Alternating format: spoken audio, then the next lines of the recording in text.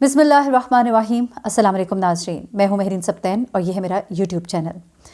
ناظرین، ایک ایسا واقعہ میں اس وقت رپورٹ کرنے جا رہی ہوں جس کے بارے میں جب میں سوچ رہی تھی اور جب میں اسے پڑھ رہی تھی، اس کے بارے میں انویسٹیگیٹ کر رہی تھی، مجھے بڑی تکلیف ہوئی، کیونکہ اس میں ایک 16 سال کا بچہ جس نے اپنے ہی ہاتھوں سے اپنے باپ کو قتل کر دیا، اور اس نے کیا کیوں، یہ سن کر بڑی تکلیف ہوئی۔ اور اس کے بعد جب وہ بچہ اپنی پوری کہانی بتا رہا ہے اور اس کا جو دوست بتا رہا ہے، تو ان کے چہرے پر ندامت بھی ہے، ان کے جو دل کے اندر اس وقت چل رہا ہے اور جو انہیں احساس اس وقت ہو رہا ہے، شاید وہ احساس تھوڑا پہلے ہو جاتا، اور ایک ماں کی کتنی بڑی غلطی اس تمام تر واقعے میں، کہ کس طرح سے اس ماں نے اپنے ہی ہاتھوں سے اپنے ہی بیٹے کو زندہ ہی مروا دیا۔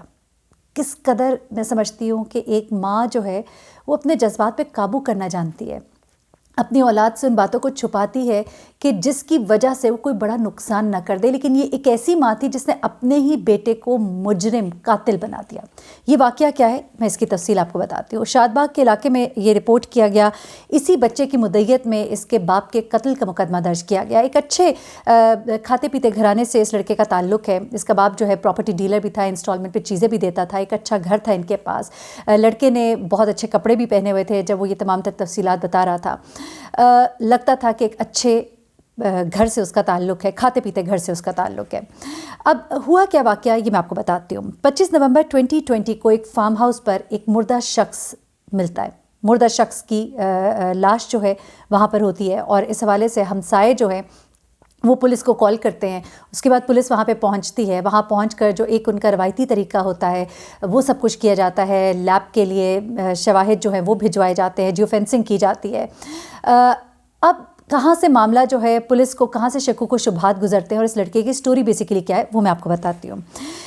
یہ لڑکا جو ہے، جیسے ہی یہ واقعہ ہوتا ہے، یہ دوڑ کے اپنے ہمسائے میں جاتا ہے، انہیں بتاتا ہے۔ اس کے بعد وہ پولیس کو کال کرتے ہیں۔ اس کے بعد یہ لڑکا تھرو آؤٹ دا ٹائم وہاں پہ موجود رہتا ہے، پولیس اس سے سوالات کرتی ہے، یہ ان کے جوابات دیتا ہے۔ اس کے بعد پولیس جو ہے وہ اس مقدمے کے اوپر تفتیش شروع کر دیتی ہے، کام شروع ہو جاتا ہے۔ اب چونکہ یہ شخص پراپرٹی ڈیلر ہے اور اس کا کام لین دین کے معاملات بہت سارے تھے، تو بہت سے جو ان کے ساتھی جن کے ساتھ یہ کام کرتا رہا ہے، جن لوگوں کے ساتھ اس کی ڈیلنگ ہوتی رہی ہے، ان کی طرف ان کے شکوک و شبہات جاتے رہے، اس کے اوپر کام ہوتا رہا۔ اس کے بعد کچھ چیزیں ایسی ہوئیں کہ انہیں اس لڑکے کی طرف شک جانا شروع ہو گیا، جن میں سے ایک بڑی چیز یہ تھی کہ یہ لڑکا جو ہے یہ وہاں پر ایٹ دا اسپاٹ موجود تھا، لیکن کچھ چیزیں یہ چھپا رہا تھا۔ پولیس جو باتیں پوچھ رہی تھی وہ چیزیں چھپا رہا تھا، اور وقوع پر جو شخص موجود ہوتا ہے وہ ہر چیز فی البدی بتاتا ہے، اور ہر بار پوچھنے پر وہ وہی بات بتاتا ہے۔ لیکن ایک مجرم جو ہوتا ہے، چونکہ اس کے دل میں چور ہوتا ہے، اس کی داڑھی میں تنکا ہوتا ہے، اس وجہ سے وہ ہر دفعہ کوئی نئی بات بتاتا ہے، یہ سوچ کر بھی کبھی کبھی کہیں نہ کہیں کوئی نیا جملہ اس میں ایڈ ان ہو جاتا ہے، یہ سوچ کر کہ کہیں میں پکڑا نہ جاؤں۔ اور کچھ ایسا ہی اس بچے سے ہوا، اور عمر بھی اس کی کم تھی، 16 سال اس کی عمر ہے۔ اور ظاہر سی بات ہے، پولیس کا جو ایک طریقہ کار ہوتا ہے، اور جتنی ایک پولیس کے روایتی طریقے ہوتے ہیں، اور جس طرح یہ چور کو پہچان کے پھر جو اس کے ساتھ گفتگو کرتے ہیں، تو ان تمام معاملات سے وہ اس لڑکے تک پہنچے، اور اس لڑکے سے پھر اس کے دوست تک پہنچے، اور معاملہ جو کھل کے آیا وہ پولیس نے یہ بتایا کہ بیسیکلی اس کی ماں جو تھی وہ اس شخص کی چوتھی بیوی تھی، اور یہ شخص جو ہے 5ویں شادی کرنے جا رہا تھا۔ اس عورت نے اپنے بیٹے کے ساتھ یہ تمام باتیں شیئر کیں، اس شخص کا رویہ گھر میں بدلا تھا۔ اس کے بعد ان لوگوں نے باقاعدہ پلان کیا اس کے مرڈر کا، لیکن لڑکا جو ہے وہ مسلسل اپنی ماں کو چھپا رہا تھا کہ اس معاملے میں اس کا کوئی ہاتھ نہیں ہے۔ اب ہوا کیا، جب لڑکے سے تفتیش کی گئی تو اس نے کیا بتایا، اس لڑکے نے کہا کہ میرے والد یہ کچھ دنوں سے، کچھ عرصے سے ہمارے ساتھ بہت اکھڑے تھے، ہمیں ڈانٹتے تھے۔ چھوٹے میرے بہن بھائی ہیں، ہم 4 بہن بھائی ہیں، میرے چھوٹے بہن بھائیوں کو مارتے تھے۔ گھر جب آتے تھے تو میری والدہ سے سیدھے منہ بات نہیں کرتے تھے، الگ کمرے میں جا کر بیٹھ جاتے تھے۔ مجھے بات پر ڈانٹتے تھے، ٹوکتے تھے اور مارتے تھے۔ اس سے پہلے اسے پوچھا گیا کہ کیا تمہارا باپ تم سے پیار نہیں کرتا تھا، تو اس نے کہا نہیں، پیار تو بہت کرتے تھے، لیکن 3-4 ماہ سے وہ ہم سے بہت بدلے تھے۔ ان 3-4 ماہ کے بیہیویئر نے باپ کے ان بچوں کے اوپر، خاص طور پہ اس لڑکے کے اوپر جو 16 سال کی ایک عمر ہوتی ہے، ایک ایسی عمر ہوتی ہے، بڑی لاؤبالی سی عمر ہوتی ہے، اور ایک ایسی عمر ہوتی ہے کہ انسان انتہائی سینسٹیو، ٹین ایجرز جنہیں کہتے ہیں، یہ بچے بہت سینسٹیو ہوتے ہیں۔ یہ لڑکا جو ہے اپنے والد کے ان طور طریقوں کو دیکھ کر بڑا پریشان بھی تھا، غصہ بھی کرتا تھا، اور جس طرح سے اس عمر میں لڑکے ہوتے ہیں وہ بیہیو کرتا تھا۔ میٹرک اس نے پرائیویٹ کی تھی، فرسٹ ایئر یہ بھی کر رہا تھا، اور پڑھائی میں اس کا زیادہ رجحان نہیں تھا۔ لیکن اس کے باپ نے ایک نیا کام شروع کیا۔ اس کے باپ نے جب بھی وہ گھر آتا تو کہتا کہ میں ایک اور شادی کروں گا. اس کی ماں کو بھی کہتا, ڈراتا دھمکاتا, الگ کمرے میں جا کے بیٹھ جاتا. اس کی ماں جو ہے اس بات پہ بڑا تل ملاتی رہی, جبکہ وہ جانتی تھی کہ یہ شخص جو ہے پہلے بھی مجھ سے 3 شادیاں کر چکا ہے, تیسری کو طلاق دی تھی اس سے شادی کرنے کے لیے. لیکن یہ بات اس سے برداشت نہیں ہو رہی تھی اور اس نے اپنے بیٹے کو اپنا ہمراز بنایا, اپنے بیٹے کو اپنا دکھ بتایا. اچھا, اس کے بیٹے کو بھی یہ نہیں معلوم تھا کہ میری ماں میرے شوہر کی چوتھی بیوی ہے. اس کو یہی معلوم تھا کہ میرا باپ جو ہے اب دوسری شادی کرنے جا رہا ہے. جب اس سے پوچھا جا رہا تھا, سوال جواب کیے جا رہے تھے, تو وہ لڑکا یہ کہہ رہا تھا کہ میرے بابا جو ہے وہ دوسری شادی کرنا چاہتے تھے. تو اس کو کہا گیا کہ کیا تمہیں نہیں معلوم تھا کہ یہ اس کی 5ویں شادی ہونی تھی؟ تو اس نے کہا نہیں, میرے علم میں تو یہی ہے, مجھے تو انسپیکٹر صاحب نے بتایا کہ میری ماں جو ہے میرے باپ کی چوتھی بیوی ہے. آپ یہاں سے اندازہ لگائیے کہ اس ماں نے اپنے بیٹے کو کتنے بھلیکے میں رکھا تھا. اس کو اصل بات نہیں بتائی تھی کہ تمہارا باپ جو ہے مجھ سے شادی کرنے کے لیے ایک تیسری کو بھی چھوڑ چکا ہے. اب اگر وہ اس کو چھوڑ کے کسی دوسرے کو کرنے جا رہا تھا تو یہ تو مکافات عمل ہے. انسان اگر کسی کے ساتھ ظلم کرتا ہے تو اپنے پر بھی پلٹ کر ظلم آتا ہے.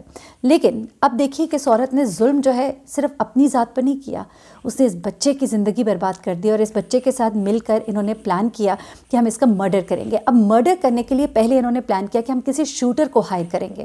اچھا, اب شوٹر کو ہائر کرنے کے لیے ان کو لگ رہا تھا کہ کہیں وہ بعد میں ہمیں بلیک میل نہ کرے, پتہ نہیں اس کو کتنے پیسے دینے پڑے. تو اسی لڑکے کا ایک دوست تھا اور اس کا نام تھا حسن, علی حسن. علی حسن اس کا بہت اچھا دوست تھا. اس نے کہا کہ ہم اس کے ساتھ رابطہ کرتے ہیں. اس کی ماں نے بھی اس کو مشورہ دیا کہ وہ تمہارا بہت اچھا دوست ہے.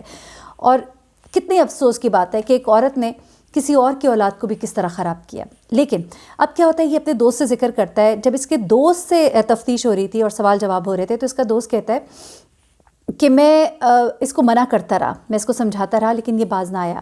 پھر اس نے مجھے بار بار کہا کہ تم اگر میری کر سکتے ہو مدد تو ٹھیک ہے, ورنہ میں کچھ اور کر لوں گا. اور میں نے دوستی کے ناطے میں اس کے ساتھ جڑ گیا. اس کے بعد اس کی ماں نے اس کو 35,000 روپے دیا پسٹل لینے کے لیے. وہ پسٹل علی حسن لے کر آیا. علی حسن پسٹل لے کر آیا اور یہ دونوں جو ہیں یہ کافی دنوں سے پلان کر رہے تھے. 3 دن سے یہ لوگ پلان مسلسل کر رہے تھے کہ کوئی موقع ملے اور ہم اسے قتل کرے. اور آخر ان کو وہ موقع ملتا ہے جب یہ شخص اپنے فارم ہاؤس پہ جاتا ہے. وہاں پر یہ دونوں لڑکے جو ہیں یہ وہاں پر پہنچتے ہیں اور یہ ان کی پلاننگ ہوتی ہے کہ ہم اس کا مرڈر کریں گے. اب کیا ہوتا ہے کہ جس وقت یہ لڑکا جو ہے حاشر اس کا نام ہے, یہ گن پکڑتا ہے تو یہ گھبرا جاتا ہے, اس کے ہاتھ کانپنا شروع ہو جاتے ہیں اور یہ کہتا ہے کہ مجھ سے نہیں ہوگا. تو اس کا دوست جو ہے وہاں کھڑا ہوتا ہے, یہ اس کو گن پکڑاتا ہے کہ تم اسے پکڑو. وہ اب گن ہاتھ میں پکڑتا ہے تو وہ لڑکا کہتا ہے علی حسن کہ میں ڈر رہا تھا, میں خوفزدہ تھا, میں یہ نہیں شاید کرنا چاہتا تھا, اور مجھے لگ رہا تھا کہ شاید ایسا ہم نہیں کریں گے, مجھے یقین نہیں تھا کہ میں یہ کر جاؤں گا.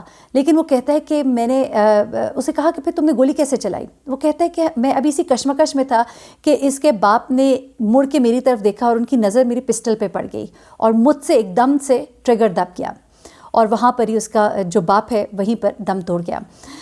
جب اس لڑکے سے پوچھا گیا کہ اب تم کیسا محسوس کرتے ہو, تو وہ کہتے ہیں مجھے رات کو نیند نہیں آتی, میں بہت پریشان ہوں. اسے پوچھا کہ تمہاری کیا سزا ہونی چاہیے؟ تو اس نے کہا کہ مجھے موت کی سزا ملنی چاہیے, میرا ضمیر مجھے بہت کچوکے مارتا ہے. اسے پوچھا کہ تم شرمندہ ہو کہ تم نے یہ کیا کیا, اور یہ کیسی دوستی تھی؟ کہتا ہے میں بہت شرمندہ ہوں, لیکن ہو گیا, اور مجھے اب سمجھ نہیں آتی, میری زندگی یہاں ختم ہو گئی ہے, لیکن میں ایسا چاہتا نہیں تھا. پتہ نہیں وہ کیسی دوستی تھی یا کیسے دوستی کے وہ وعدے تھے. اس دوستی کے چکر میں اس نے اپنی زندگی برباد کر لی, اپنے ماں باپ کسی کا نہیں سوچا. اور اسی طرح سے یہ لڑکا جو علی حسن, اس کی ماں نے اپنے ہی ہاتھوں سے اپنے بیٹے کی زندگی برباد کر دی. یہ دونوں تو پولیس کسٹڈی میں تھے, اس کی والدہ کو بھی اب گرفتار کیا جانا تھا. اور پھر اس کے بعد جو باقی 3 بہن بھائی رہ جانے تھے ان کا کیا ہونا تھا, کیونکہ اب جو رشتہ دار ہیں وہ بھی کافی ان سے خفا تھے. اور خاص طور پہ انہوں نے اس کے چچا نے, لڑکے کے چچا نے, پھر کیونکہ پہلے تو اس لڑکے کی مدعیت میں یہ مقدمہ درج تھا, پھر اس کے بعد اس کے چچا کی مدعیت میں اس کی بھابھی یعنی کہ اس لڑکے کی والدہ اور یہ لڑکا خود حاشر اور علی حسن, ان کے خلاف مقدمہ درج کیا گیا. اور اس کے بعد ان دونوں کو گرفتار کیا گیا. اس نے اقرار جرم کیا اور اس کے بعد اب اس کی والدہ کو بھی گرفتار کیا جائے گا.